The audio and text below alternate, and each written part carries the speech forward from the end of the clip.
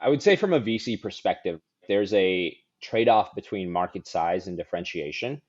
And you can have all the differentiation you want, but as long as your SAM, if your SAM is less than $1 billion, it becomes very hard from a VC perspective to be able to invest in those companies because those venture fundable returns aren't necessarily there.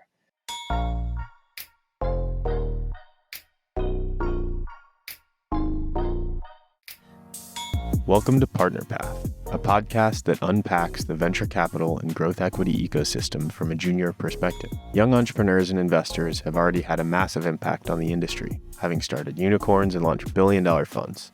We discuss these success stories and more by sharing perspectives and advice from some of the industry's most prominent role models. This podcast expresses our views as of the date published and does not represent the views of and is not endorsed by any company for which we work. We are excited to sit down with Manu Sharma, an investor at Tusk Venture Partners in New York City. Manu started his career at Dallas VC before heading to business school in Chicago. While in business school, Manu did early stage investing at B Capital, then landed at TVP, an early stage VC fund focused on investing in startups operating in highly regulated industries. Welcome, Manu. Thank you, Laura. Thank you, Will. Thanks for having me. To start, could you walk us through your background and what led you to come to the US, specifically Texas? Yeah, absolutely. So I was born in India, but my dad worked for IBM all throughout the 90s. And so I lived in a bunch of different areas and had a very interesting childhood growing up. I lived in Thailand, Singapore, UK, and the UAE before the age of 7, and then ended up moving to Texas when I was 8. So it was a lot of hopping, and then all of a sudden in one place for 15, 20 years. And you started your VC career in Texas too, specifically working for a solo GP and building the fund essentially from the ground up, which I can imagine was very challenging. So it would be great if you could touch on kind of your role in building Dallas VC and what you learned from that experience. Yeah, absolutely. Was very, very lucky to have that opportunity and definitely walked away with tons of learning. So I sort of joined as the first non-partner employee. Almost you could think of it at that time as a solo GP fund that was sort of nearing the end of its first fund. And my first job was to really just help out with the portfolio. And I stepped into a bunch of different roles and did anything from PM or biz dev and just learned a lot. And once I did that for about a couple months, I sort of transitioned to doing a little more of the VC kind of roles. And that started off with sourcing and then over time to diligence. And as the fund performed and we sort of moved into the new fund, I was starting to get some portfolio responsibilities. And then eventually over time started doing my own deals, which was awesome to be able to do at such a young age. I actually got a few small exits under my belt. I also helped manage a lot of the fund operations and did a ton of LP relations. And I actually got to do a little bit of fundraising as well. So it was a ton of learning. We went from 2 people managing about $15 million to about 12 people managing close to 200 by the time I left, 2 geographies. We also launched a fund in India. So it was a tremendous experience and definitely walked away with a bunch of stuff that were really important learnings. Another interesting part of your path back to VC is choosing to go to business school. I think nowadays, we're at the point at that age, 24, 25, people debating to studying and going back, especially when you're already in VC. I think some would argue that going back sometimes makes it harder to get back into VC. So I'm curious, when you decided to go to Booth, was the plan to come back into VC? Yeah, the plan was definitely to come back. Business school was primarily because I felt that being in Dallas, it's a great ecosystem. You have a ton of corporate enterprises and you have a really good research institutions and things like that. But at the same time, you sort of don't necessarily have the critical mass that a New York or a San Francisco will have.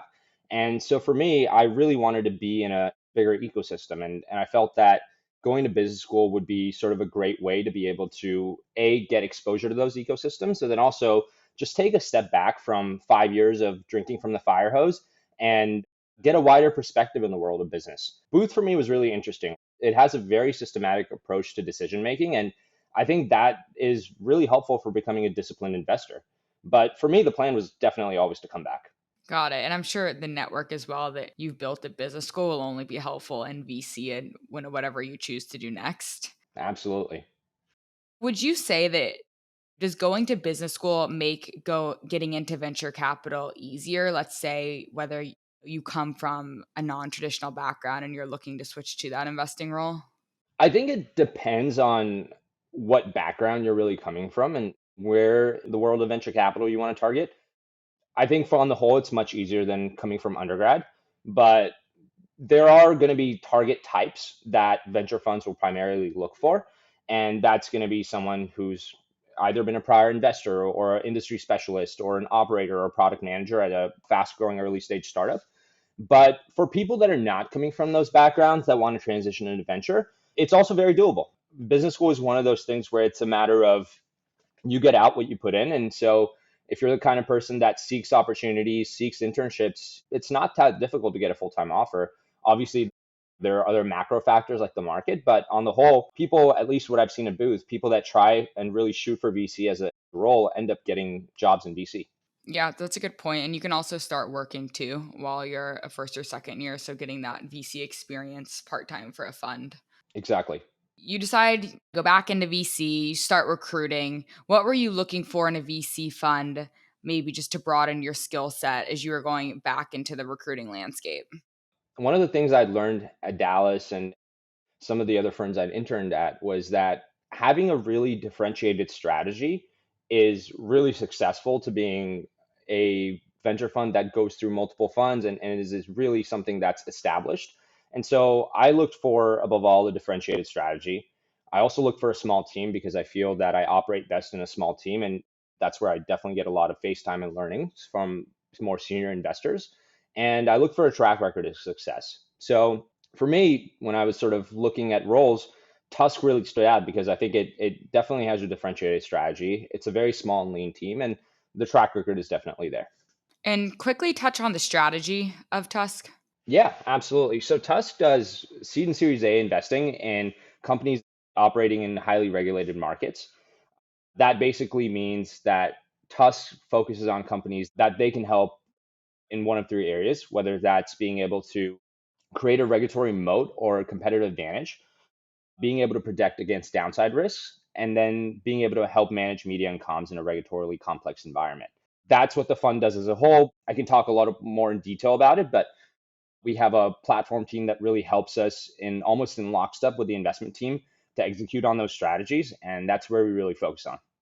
I'd love to hear a little bit more about the founding of Tusk and specifically why you focus on verticals that might be exposed to more regulatory risk. It seems like you're almost self-selecting towards the regulatory risk, something that some venture capital firms will sometimes avoid, right? Because it can be out of their hands. I would just love to hear a little bit more about the founding and reasoning for kind of targeting that strategy. Tusk definitely tends to lean in where other venture funds might lean away. And that does help us generate a ton of alpha because we are able to evaluate what deals we can underwrite in terms of regulatory risks and what we can't. So Bradley Tusk is a political strategist and was sort of instrumental in helping Uber get their license in New York and then in other areas on a state by state basis. And then he also helped Clear get into the sort of the US airports. And so he's seen this background around operating with startups, helping them overcome regulatory hurdles, and then also saw how there's opportunity to be able to invest and create value there. So he partnered up with Jordan Knopf. Jordan came from Blackstone's internal VC arm. Together, they launched Fund One back in 2016. The fund did a bunch of investments, out of which they were early investors in FanDuel, Lemonade, Coinbase, Bird, and Row. And so it was definitely a very strong fund, and that definitely proved the value add in a lot of specific areas. So, for example, with Lemonade, we were able to get help them get some of their initial licenses to operate, and that's where we really help de-risk a lot of the things that in a way that other venture funds can't. That's great. And have you felt that in pitching to various firms that core strategy does kind of resonate with firms that are in those targeted kind of more regulatory at risk areas, or what's the feedback been from founders that you've spoken to? I will say this coming only a few months into the role, but especially the founders that I've spoken to, for the ones that it is a good fit, it's a home run pitch and they tend to immediately get the value add. The best founders almost already know where their regulatory risks or opportunities are. And they would have probably thought of those before we even do. And for us, it's just helping them sort of think through those guardrails, think through those opportunities, and be a thought partner and helping them execute along those guidelines. Would love to touch on your experience and actually specifically a post that you had in the vertical software space. I think it was titled Vertical SaaS 4.0, the Great Game Theory, something that I've referred to a couple times and passed along to a couple investors, and it's really resonated among the people I've spoken to. So I'd love to touch on one, your experience writing the article and the different research that you kind of compiled coming into it, and then just your general thoughts on vertical SaaS. Could you just kind of define for the audience what you view as vertical SaaS? Yeah, absolutely. And thanks for the kind word. I was mostly writing my research thoughts, and it's great to be here that it was useful to other people. As far as why I chose to wrote that and sort of the history of vertical SaaS, I've spent quite a bit of time looking at vertical SaaS as investment opportunities, both at B Capital and at Dallas VC, and hopefully continue to doing that at Tusk. Just to give you an overview on what vertical SaaS is and sort of the history of it, vertical SaaS is simply software that's designed for a specific industry or niche. Common household vertical SaaS companies include ServiceTitan, Procore, Toast, and some of the key features I think that defines vertical SaaS is really having industry-specific solutions and capabilities, being able to integrate to other software that the companies in those industries use, and then having very targeted go-to-market strategies. I think it's also important to differentiate from horizontal SaaS, which is a lot of the typical SaaS we think about, in the sense that horizontal SaaS tends to cater to multiple industries. It also will have a larger market size because those industries are much bigger, and it tends to be a little bit harder to customize. But as far as like the overview of history, the way I sort of personally split them up is into four generations. The first generation is really the early wave of solutions that came out in the late 90s and early 2000s. And that was almost software with a specific industry focus, maybe a few key specializations, but it was really around having a few core functionalities and reducing IT spend. And companies out of that wave were like, for example, Weeva, which focused on life sciences. I think Gen 2 is really around adding more functionalities, really defining it as a solution for a specific industry. At the same time, you had the rise of mobile. So you had mobile integrations. You also had APIs becoming more common. So companies like Procore came out of those era. And then Gen 3 was really having the foundations of AI in there. So some deep learning, some machine learning, having insights and analytics, and also having embedded finance. MindBody is a great example of this. I worked on a company at B Capital called Curbwaste that is what I would define as a Gen 3 company. And then Gen 4 is really being super AI driven and hyper specialized. And I think that's what you're really starting to see with foundational models really coming into play. That's the wave of AI that's coming out into vertical SaaS today. And that's why you also see other investors refer to vertical SaaS as vertical AI now. I'd love to hear just a little bit more about how AI is specifically disrupting horizontal SaaS. There's a series of benefits and cons to having a very big reliance on AI.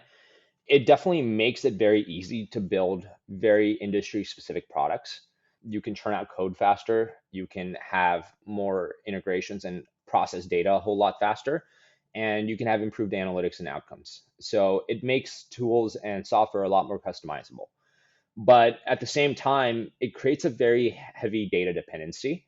And a result of that is you're going to see incumbents that have mass sets of data that they're already working with having a first mover advantage because they are already able to train on in models that become much more defensible as they continue to innovate. At the same time, the other consideration is that I don't necessarily think AI delivers on all the hype that people necessarily say it does. There's going to be a lot of limitations, right? I mean, you're going to see a few use cases coming out. You're going to see like co-pilots, but it's not general purpose AI. It's not going to solve all the problems. There's still going to be a lot of manual work and customization that humans need to be involved in as far as software goes. It would be great to just walk through one area, like an example of disruption. The article you mentioned a bunch of some of the ones that have resonated with me personally are, for example, CRM, where historically you have a Salesforce or a HubSpot that's a general purpose CRM, but you're starting to see more vertically built CRMs like an Affinity, who Shubham Goel is someone that Laura and I have spoken with on the podcast before. So I guess would love any example or just some way to kind of ground the listeners and just an example of what you're talking about. I think I sort of think through this in a broader framework that involves thinking about what is a horizontal solution that doesn't benefit from economies of scale. So when I think of economies of scale, I'm thinking about software or just sort of the layers of technology and things like having emails. That's not necessarily something that's going to be completely verticalized because there's just such benefit to Microsoft or Google providing a whole platform for that, or cloud computing. But at the same time, when you think about customer analytics, you think about CRMs, as you mentioned, you think about all these sort of different specific use cases that become part of the enterprise operational stacks that don't necessarily need to have economies of scale. I think those are all the areas that become affected by vertical SaaS, sort of encroaching upon those capabilities. Yeah, no, that's very helpful. And then I guess my next question would be, where does the line stop? If you have general, say it's laundromat software that kind of services laundromats and other washer dryer, maybe dry cleaning as well, then the next iteration of vertical SaaS, is that going to be purpose built for laundromats that are in the Northeast focused on button downs? At what point does the software actually become to an addressable market to focus on? And kind of where does that specialization stop in your mind? Yeah, I think that's a great question. And I think there's two ways to answer it. One is through sort of the VC lens, and the other is really from a customer perspective. I would say from a VC perspective, there's a trade-off between market size and differentiation. And you can have all the differentiation you want, but as long as your SAM, if your SAM is less than $1 billion, it becomes very hard from a VC perspective to be able to invest in those companies because those venture fundable returns aren't necessarily there. That's sort of the easy answer. From a customer perspective, I think the trade-off is really around the customization that vertical SaaS provides, how much of a pain point they particularly need to have, and the integrations that vertical SaaS solutions can provide that are very unique to their businesses. And that's in comparison to less vertical or even horizontal softwares where they do have economies of scale through things like pricing and larger support teams and things like that. I think today the limitation is primarily around AI capabilities when it comes from a customer perspective, whether AI is able to solve a unique value proposition that a more generalist software necessarily isn't able to. How do you feel that various AI impacting the cost of developing software, Copilot or something like that, reducing the cost of producing software? How is that impacting the ability for people to actually produce these vertically specific software solutions? Definitely easier, but at the same time, the execution and the capabilities of delivering a software are just going to remain the same, right? It comes back to sort of the foundations of success that enterprises need, which is high quality customer service, successful integrations, continued product development. Having high quality execution always tends to make or break these businesses. So if you're able to lower down the costs significantly and also provide a service that is competitive or much better in terms of being able to return a high ROI for these businesses, it definitely is a value add. The trade-off that becomes there is between what the use case really is and the size of those companies and sort of their budgets. And so if you look at something like a laundromat or like a field service operations, maybe for those businesses, having a lightweight sleeve or a copilot that's able to provide some instructional database or a faster way to process some type of analytics is a really great ROI from an IT budget and benefit point of view. But let's say tomorrow you're a large mega bank and you're looking at a specific use case that's going to impact you, your customers, and potentially billions or trillions of dollars. For them, that probably requires security, it requires customizability, it requires that AI abilities to be able to integrate and iterate itself. And so for those, you're going to have a larger budget and you might have a much more customizable solution that's more deeply integrated into your workflow than just something that's fairly surface level.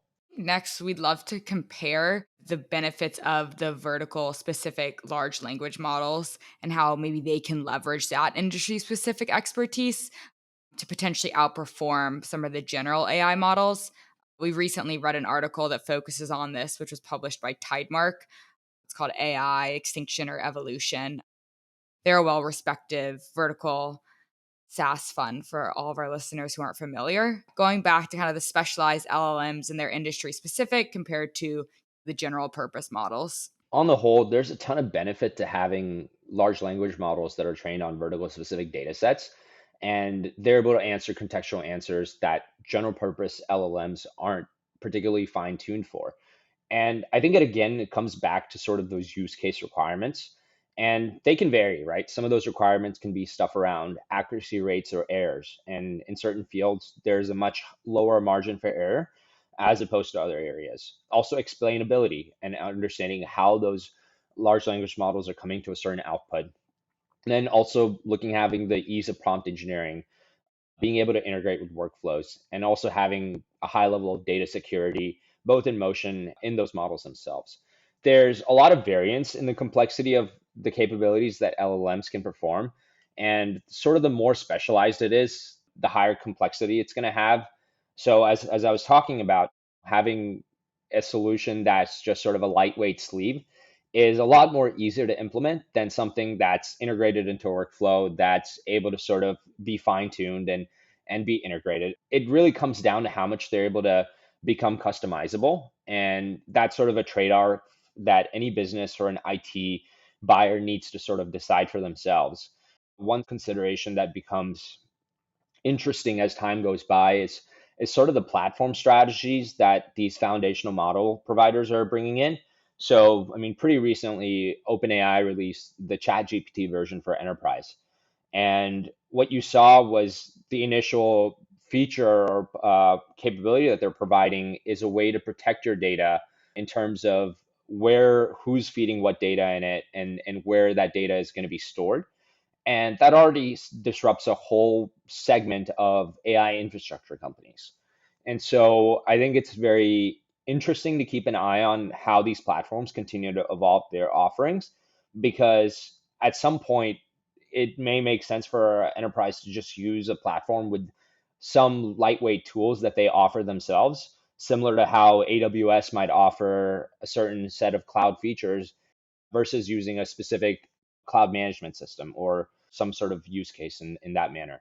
And double clicking on, I guess, the fields or let's call it like areas or industries within vertical SaaS that would benefit from these models. Do you have any top of mind or that kind of you're excited about that might see this change in behavior? There are a lot of industries that already have some level of analytics, but the more data and contextual knowledge they can have feeding into their operations, the better they'll become. These tend to be fairly complex industries in terms of the functions and the workflows. So, we recently did an investment in a company called the Contract Network, which is basically vertical AI for the legal tech industry. And if you look at those industries, you're going to have companies that have a lot of specialization. The law firms will have a ton of specialization in terms of the kind of laws they work on, the kind of ways in which an LLM can provide value for them. And so it's a lot more complex than a typical field force might need on a day to day basis. And so it really depends on sort of that complexity of the business operations. Legal tech is a great example of that. So, do you think that platforms such as the one you just invested in, I guess, what was your thesis in terms of maybe competing with some of the legacy players like Clio? For us, it was taking a particular use case that's a very big segment within the legal industry, which is contracts, and looking at how did those specifically become more efficient in the way they're agreed upon and the way they're negotiated, and finding a solution that addresses that with the latest and greatest in technology. That's where we found the contract network, and it fit our thesis there. And it really does solve a ton of pain points there. And I'd love to move back to your thoughts on the end state of large language models and their application to vertically specific use cases. Right now, I've heard two trains of thought. One is leveraging the general purpose kind of foundation models like a GPT-4 and applying it with some training data leveled on top, but generally leveraging that foundation model that's not vertically specific and using that. Others think that there could be actual vertically specific foundation models, which obviously have a really high cost to develop, or even enterprises developing their own foundation models. So that's kind of a spectrum of how large language models could be implemented and what the end state could be in a vertically specific application. I'm curious to get your thoughts on where you think the application of large language models sits in 5 or 10 years. It's a good thought exercise in terms of in which potentially way in this shapes out. Broadly speaking, there is a combination of the two. I don't think this necessarily becomes winner takes all market, and I don't think there's necessarily market domination either. For smaller use cases and industries, having an industry agnostic solution probably makes a lot of sense in terms of sort of that ROI. But with larger organizations, having a particular or their own sort of large language model that becomes scalable, I think becomes a lot more interesting as well. Both of those models long term will work. It's going to be more dependent on the use case. One winner on both of these sides is really going to be a lot of tech enabled services companies as well. There is going to be a lot of customization and domain specific knowledge that's going to be required in terms of implementing best practices, and having companies that specializes this is going to be really, really helpful. There's been a lot of noise in the VC ecosystem regarding platform teams. A few months ago, we saw that, Sequoia laid off a third of their talent team, which is only a division of a platform team. There's been debate around their value add and how many people to have on the team. And so Tusk actually has a pretty big platform team, almost as big as their investment team. So we'd love to hear why that is a compelling strategy for a VC fund, and where does your platform team help out? Our platform team is core to our model as a fund. If you look at Bradley's background with Uber and with Travis, his background is really as an operator and someone who's helped solve really critical problems for companies. And so combining that with Jordan's previous experience as an investor, obviously everyone on our team is an investor, but we look at how do we really build a platform team that became lockstep with our investment team. And so our platform team helps us in a lot of different areas. They're able to keep an eye on regulations. They're very critical to helping us sort of think about areas that we should invest in, and sort of the thesis and macro trends that matter, and obviously helping our companies after the fact. And I think because of this, we're fairly unique as a venture fund because our strategy is very specific and differentiated. We tend to focus on being really impactful for the very specific companies that we invest in. But because of that, we're often sort of the most important, or maybe the better word is impactful investor on our cap table.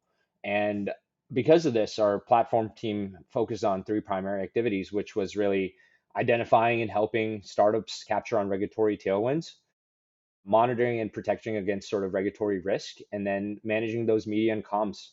And I think we do that and execute on that really well. Yeah, I agree. And we can also get into the fees and the valuations and whatnot in another episode, but you're spot on. And so to wrap up the episode, we have two questions for you. And the first one is, what motivates you to work hard? I think I'm really lucky in the sense that I see venture for me as a vocation and not just a job. I really get energized by just the work that I do, and working with amazing founders and helping them be successful.